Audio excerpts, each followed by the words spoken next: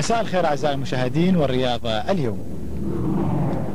تجسيدا لتوجيهات السيد الرئيس القائد صدام حسين حفظه الله ورعاه لمجلس الوزراء، وامتدادا لتجارب الاتحاد العام لشباب العراق، وجه الأستاذ عدي صدام حسين رئيس المكتب التنفيذي للاتحاد العام لشباب العراق بأن يكون للاتحاد دوره في هذا المجال، حيث شرع الشباب بفتح منافذ تسويقية لبيع المحاصيل الزراعية في بغداد، الرصافة والكرخ. وحظيت هذه المبادرة بدعم من المؤسسات ذات العلاقة وبعض الخيرين في هذا المجال.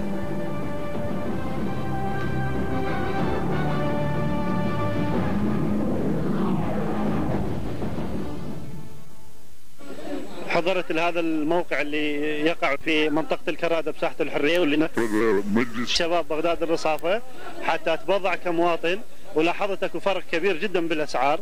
والحقيقة هذه المبادرة يعني في مقدمة الناس اللي يفترض نشكرهم السيد الرئيس القائد الله يحفظه ويرعاه، لأنه حاول يعاون الناس من خلال هاي المبادرة. وبالتالي أيضا توجيهات الأستاذ عدي صدام حسين رئيس المكتب التنفيذي للاتحاد العام لشباب العراق، واللي أكد عليها أكثر من مرة بأنه الاتحاد العام لشباب العراق يجب أن يكون متواجد مع الناس ويراعي همومهم وينتبه لهم.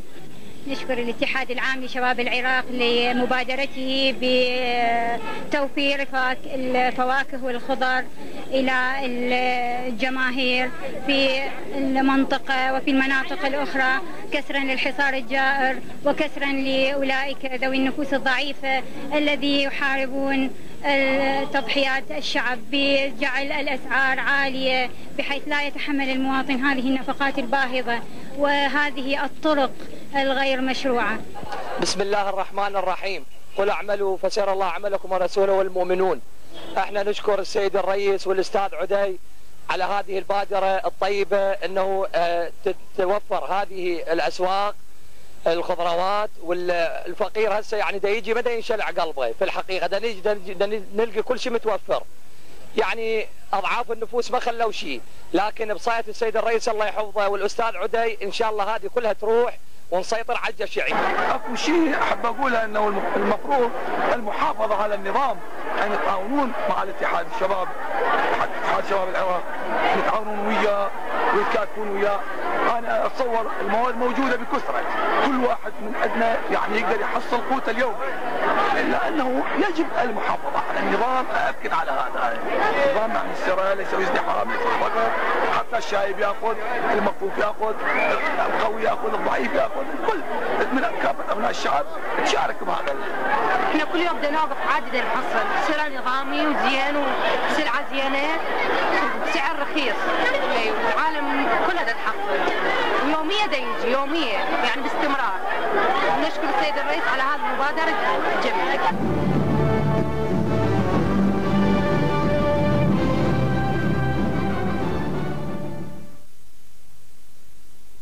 وننتقل بكم الآن أعزائي المشاهدين إلى مجموعة من الأخبار العالمية ضمن الرياضة اليوم، ونبتدئ من اليابان، حيث فاز فريق ناغويا كامبوس على فريق جوبيليا إيواتا ب3 أهداف مقابل هدفين في الوقت الإضافي ضمن المباراة التي جرت بينهما ضمن دوري كرة القدم الياباني للمحترفين.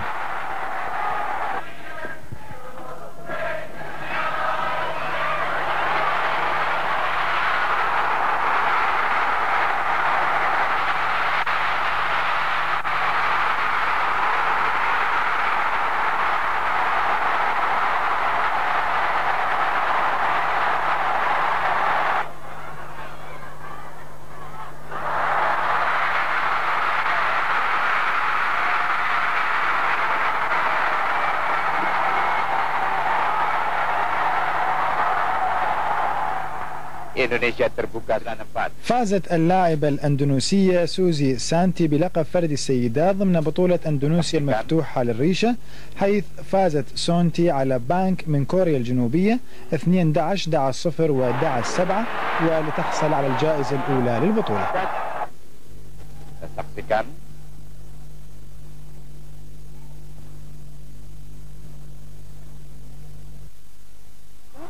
Dan satu angka luar biasa sekali. Di Indonesia terbuka dengan 4.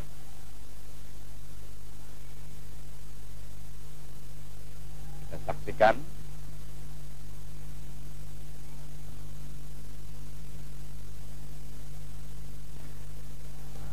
Ya, dengan demikian gagalnya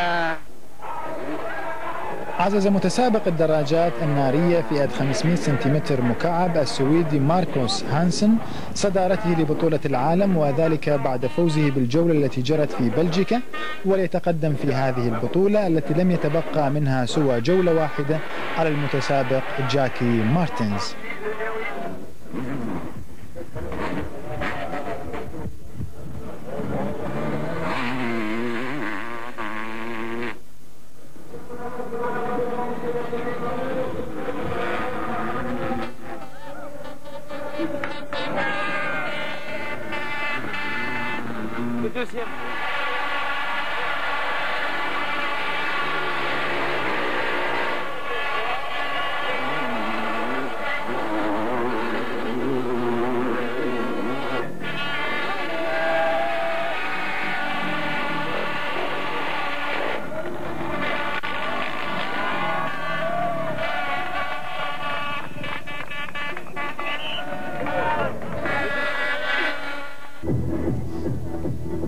وأقيمت في مدينة ريدفورد البلجيكية بطولة أوروبا بالتماسك بالأيدي للرجال والسيدات في الأوزان المختلفة.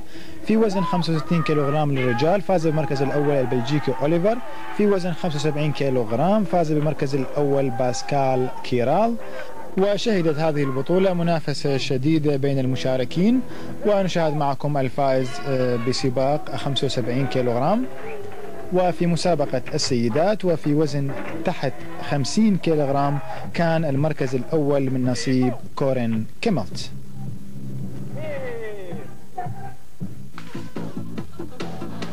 يخوض اليوم الملاكم البريطاني اليماني الأصل بالدفاع عن لقب بطولة أوروبا بالملاكمة بوزن الديك أمام نظيره الإيطالي أنطونيو بيكاردي، وذلك في مدينة شيفيلد البريطانية.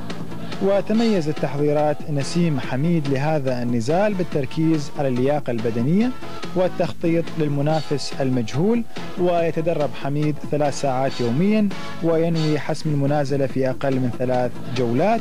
وتحدث نسيم حميد عن الملاكم الإيطالي قائلا: هو ملاكم مثل كل الملاكمين، وأنا بغلبه إن شاء الله في جولة الثالث.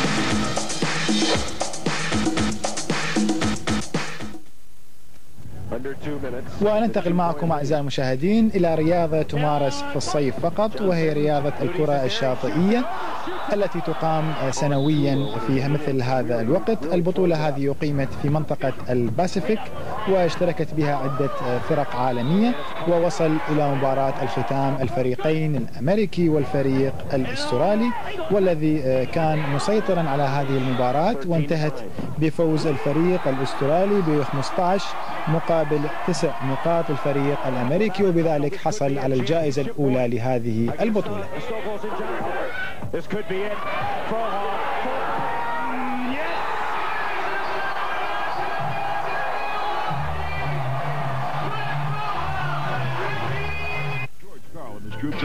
ننتقل الآن بكم أعزائي المشاهدين إلى دوري المحترفين بكرة السلة.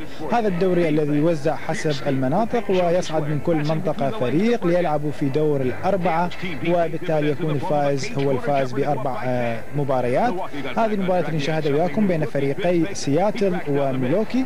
هذه المباراة تجري ضمن مجموعة الغرب الأمريكي، واستطاع فريق سوبر سونيكس من سياتل الفوز في هذه المباراة على فريق بوكس ب 115 نقطة مقابل 94 نقطة، واستفاد فريق سياتل من الأخطاء اللي وقع بها فريق ميلوكي ليفوز في هذه المباراة. المباراة الأخرى جنت بين فريقي نيوجيرسي وسان أنطونيو ضمن بطولة الوسط الغربي. هذه المباراة كانت مثيرة بين الفريقين واستمرت حتى وقت إضافي بعد تعادل الفريقين بالوقت الوقت الأصلي ب 102 نقطة لكل منهما، وانتهت المباراة بفوز فريق سان أنطونيو ب 104 نقطة مقابل 102 نقطة في الوقت الإضافي لهذه المباراة.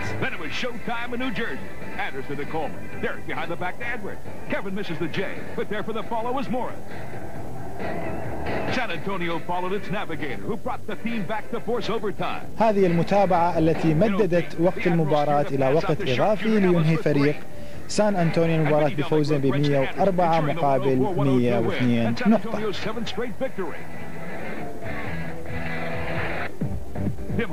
أما في الوسط فيتقابل فريقي جولدن ستيت وشيكاغو بولز في هذه المباراة. أيضا كانت منافسة شديدة بين الفريقين للتنافس على المركز الأول ضمن هذه المجموعة، واستطاع فريق شيكاغو بولز الفوز في هذه المباراة ب 101 نقطة مقابل 99 نقطة لفريق جولدن ستيت.